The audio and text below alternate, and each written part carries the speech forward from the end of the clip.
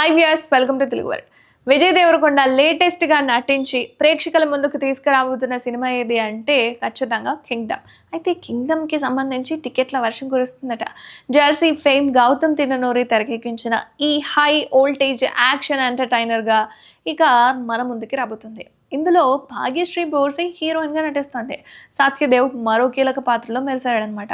అన్ని హంగులు పూర్తి చేసుకున్న కింగ్డమ్ సినిమా గురువారం ప్రపంచవ్యాప్తంగా రిలీజ్ కావడానికి సిద్ధంగా ఉంది. అయితే ఇప్పటికే ఈ మూవీ అడ్వాన్స్ బుకింగ్ అయితే ప్రారంభమైపోయింది.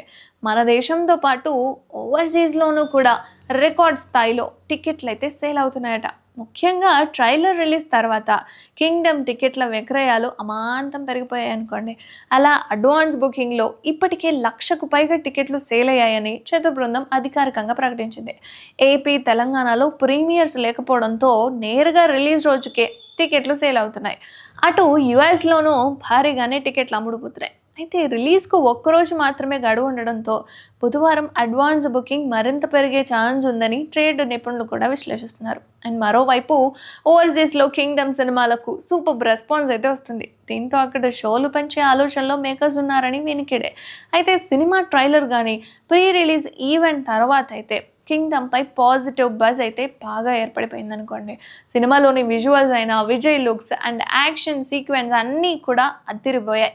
ఇక దీనివల్ల సినిమాపై అంచనాలు అమాంతం పెరిగిపోయాయి. ఇక ఈ కింగ్డమ్ మూవీకి అనిరుద్ మ్యూజిక్ యాడ్ అవడం వల్ల ఇంకా హైలైట్ అయిపోయింది అనుకోండి. మొత్తానికి కింగ్డమ్ టికెట్ల కలెక్షన్ అయితే అద్భుతంగా కొనసాగుతుంది. చూడాలి మరి సినిమా ఎలా ఉండబోతోంది అనేది.